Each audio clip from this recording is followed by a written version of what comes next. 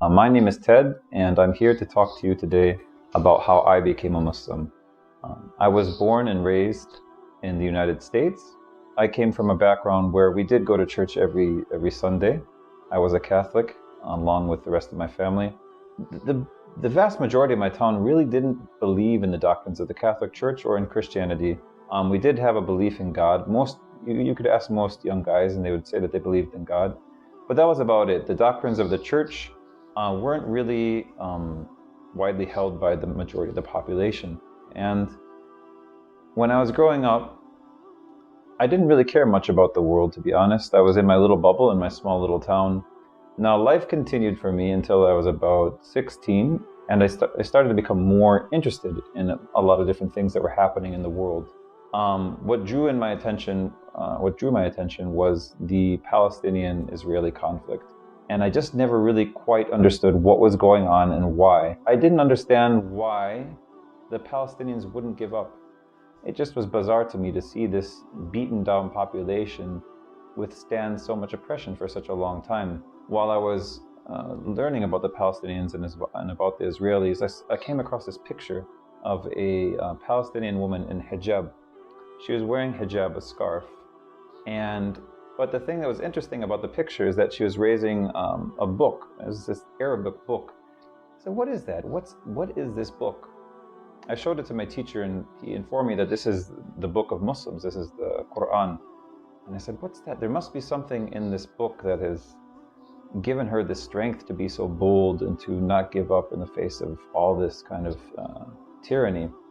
So at the age of 16, I secretly went to a bookstore 2 towns over, and I bought a copy of the Qur'an in English. And it was probably the most taboo book to have in my town. I think I would have been in more trouble to have that book than to have any kind of other, paraphernalia. It would be considered like paraphernalia. So I hid the Qur'an in a paper bag in my jacket, and I came back home. I actually took the bus so that my parents wouldn't even know that I was gone, because we did have a vehicle at that time. And I started to read through it, and it made absolutely no sense to me. I didn't really know what I was reading, and also I believe that the translation I had wasn't really this high quality translation. So long story short, I took that copy of the Qur'an and I put it on the doorstep of a used bookstore, because again, I didn't even want to be caught with that in my hands. So my first exposure was that. My first exposure to Islam was buying this copy of the Qur'an to try to find out about what's going on in the world. The second exposure that I had to Islam was Malcolm X. Malcolm X was taught in my high school. I believe I was 17 or maybe 18 years old in my English class, and we studied his speeches as a form of American rhetoric, to learn more about how he gave his speeches and his eloquence, and how his speech patterns were different than the rest of American orators. Practicing his speeches, we actually watched his autobiography, the Spike Lee movie called Malcolm. I think it was just called X. And there's a part of that movie that shows the Hajj. The Hajj is this pilgrimage to Mecca in which, the pilgrims, I'm sure you've all probably seen it now on TV, but we didn't have that chance to see it when I was growing up. And so it was my first time seeing it. It was something beautiful to see all these different people from different backgrounds worshiping God. And it was something that blew me away. So my interest in Islam was still there, although I didn't really know how to go about learning the religion.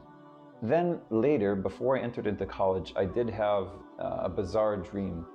I dreamt of the end of the world, but it was actually this moment of silence before the beginning of the end of the world. I should say it was before the beginning of the end of the world. We were all assembled. We were just sitting, and we were sitting in rows around the Kaaba, around the black house in Mecca, the house that was built by Abraham and his son Ismail, alayhi salam, peace be upon them both.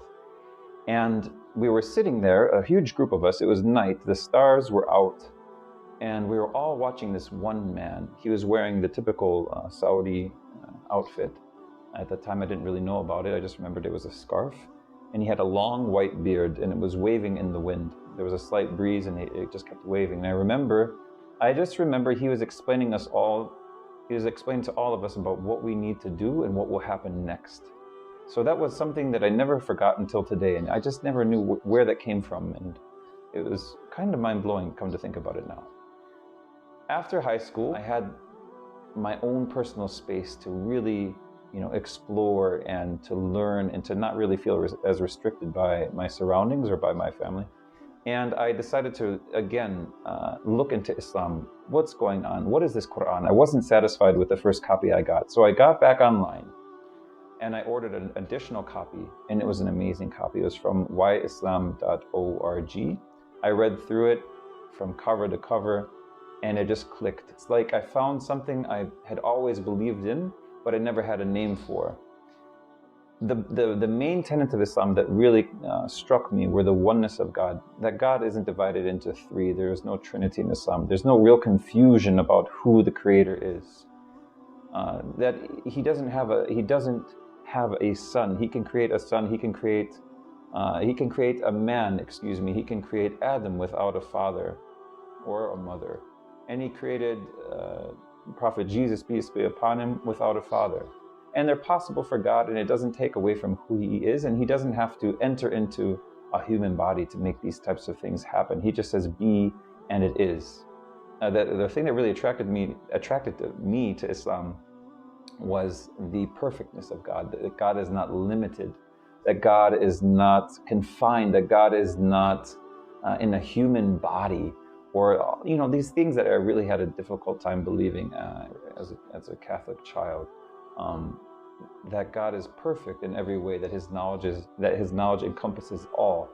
These things really, really struck me as like, wow, this is what I've always believed in, that the prophets were perfect people. They didn't have these weird problems that you find in the Bible, like Noah being a drunk, and the problems with Nabi Lut, with the prophet Lot, or the problems with all these, with Prophet David.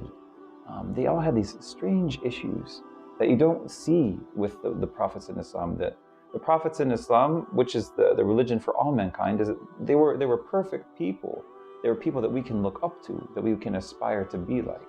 And the seal of the prophets being Muhammad, peace be upon him. This is it. I found it, and I wasn't really looking for it. I was trying to figure out the world. I wasn't really looking for a religion. Long story short, guys, I felt like this is the religion for me. I learned about how to become a Muslim online, and I was scared that once I had faith settle in my heart, I was scared that I was going to die upon disbelief, because if you believe that Islam is the truth, you need to go and take the testimony of faith. And that's just bearing witness that there's only one God worthy of worship, and the Prophet Muhammad, peace be upon him, is the messenger of that God.